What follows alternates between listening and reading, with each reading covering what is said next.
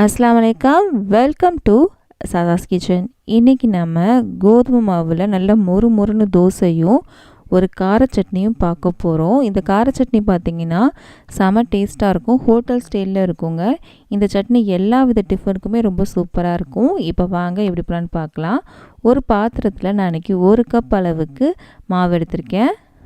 இதுக்கு தேவையான அளவு உப்பு சேர்த்துக்கலாம். இதை கொஞ்சம் கொஞ்சமாக தண்ணி சேர்த்து நம்ம நல்லா கரைச்சி எடுத்துக்கலாம். கட்டிகள் இல்லாமல் கொஞ்சம் தண்ணியாகவே நல்லா கலந்துக்கலாம். ரொம்ப கெட்டியாலாம் இருக்கக்கூடாது. தோசை மாவு பதுக்க இருக்கக்கூடாது. நம்ம ரவை தோசைலாம் கலப்போம் இல்லையா, அதோட கொஞ்சம் திக்காக இருக்கணும், அவ்வளோதான். எனக்கு 1.25 கப் வந்துச்சு. ஒவ்வொரு மாவும் ஒவ்வொரு மாதிரி தண்ணி எடுக்கும், அதனால் தண்ணி அளவு நான் சொல்லலை. இந்த மாதிரி இருக்கணும் மாவு. இப்போது இந்த மாவு ஒரு பக்கம் வச்சுட்டு நம்ம சட்னி செய்ய ஆரம்பிச்சிடலாம். அடுப்பில் ஒரு கடாய் வச்சுருக்கேன். இதில் நம்ம எண்ணெய் சேர்த்துடலாம்.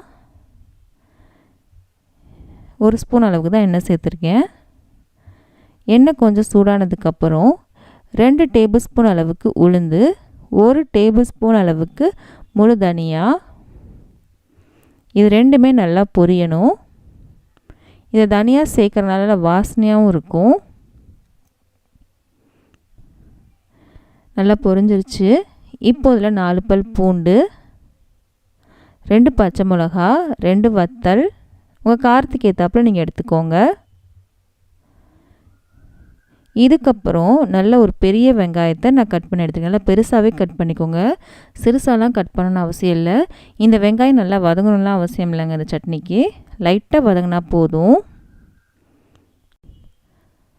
அடுத்து 3 மீடியம் சைஸ் தக்காளியை கட் பண்ணி வச்சுருக்கேன். பெருசாக தான் கட் பண்ணியிருக்கேன். இப்படியே சேர்த்துடலாம். தக்காளியும் ஜாஸ்தி வதங்கக்கூடாது. உப்பு எதுவும் சேர்த்துடாதீங்க. உப்பு சேர்த்திங்க அப்படின்னா நீர்த்து போயிடும். நம்ம அரைக்கும் போது உப்பு சேர்த்துக்கலாம். இதுக்கடுத்து நான் இன்றைக்கி கொஞ்சமாக கருவேப்பிலை சேர்க்குறேன். நீங்கள் கருவேப்பிலைக்கு பதில் புதினா இல்லைனா கொத்தமல்லி ஏதாவது ஒன்று சேர்த்துக்கோங்க. இல்லைனா 3 கூட சேர்த்துக்கலாம். அது உங்கள் விருப்பம்தான். எல்லாம் லைட்டாக வதங்கினா போதும். உங்களுக்கு காமிக்கிறேன் எந்த அளவுக்கு வதங்கணும் அப்படின்னு. இங்கே பாருங்கள், லைட்டாக வதங்கியிருக்கு. வெங்காயம் பாருங்கள் லைட்டாக வதங்கியிருக்கு. தக்காளியோட தோல் லைட்டாக சுருங்க ஆரம்பிச்சிருக்கு. இந்த அளவுக்கு போதுங்க. இப்போ நம்ம அடுப்பு ஆஃப் பண்ணிக்கலாம். இந்த அளவுக்கு வதங்கினாலே போதும் நமக்கு. இது ஆறுனதுக்கப்புறம் நம்ம மிக்ஸி ஜாருக்கு மாற்றிக்கலாம். ஆறிச்சு, மிக்ஸி ஜாருக்கும் மாற்றிட்டேன். இப்போ இதில் ஒரு சின்ன துண்டு புளி சேர்த்துக்கலாம். உங்கள் தக்காளி நல்லா புளிப்பாக இருந்துச்சு அப்படின்னா புளி சேர்க்க தேவையில்லைங்க. இதுக்கப்புறம் ஒரு துண்டு வெல்லம், அப்புறம் உப்பு சேர்த்துக்கலாம். தண்ணி எதுவும் சேர்க்காமே அரைச்சிக்கோங்க. இப்போ அரைச்சிட்டு வந்துடலாம். அரைச்சதுக்கப்புறம் நம்ம பார்க்கலாம். அரைச்சிட்டு வந்துட்டேன். நமக்கு சட்னி ரெடி ஆயிடுச்சு. இதுக்கப்புறம் நம்ம தாளிச்சிடலாம். நான் அதே பாத்திரம் தான் அடுப்பில் வச்சுருக்கேன். இதில் 1 ஸ்பூன் அளவுக்கு எண்ணெய் சேர்த்துக்கலாம்.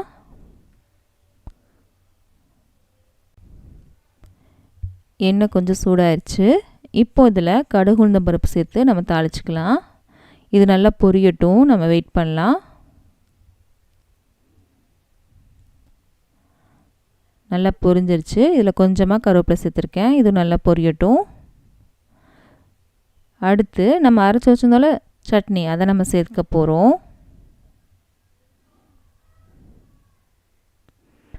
சட்னி சேர்க்கும் போது அடுப்பு சிம் பண்ணிக்கோங்க. சட்னி சேர்த்துடலாம். சேர்த்ததுக்கப்புறம் மிக்ஸி ஜாரில் கொஞ்சமாக தண்ணி சேர்த்து இதில் சேர்க்குறேங்க.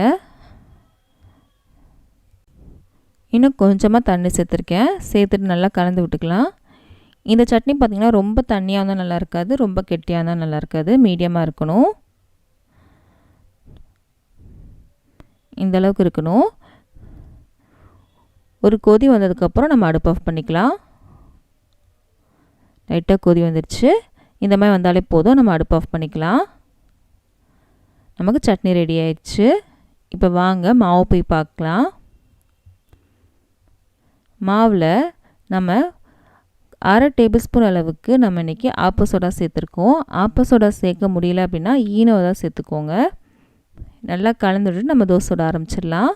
தவா வச்சுருக்கேன் அடுப்பில். நான் நான்ஸ்டிக் தாங்க எடுத்திருக்கேன். நான்ஸ்டிக் எடுக்கிறனால நமக்கு எண்ணெய் ரொம்ப கம்மியாக தேவைப்படும். அதுக்காக தான் நான்ஸ்டிக் எடுத்திருக்கேன். எல்லா பக்கமும் தான் பரப்பிட்டு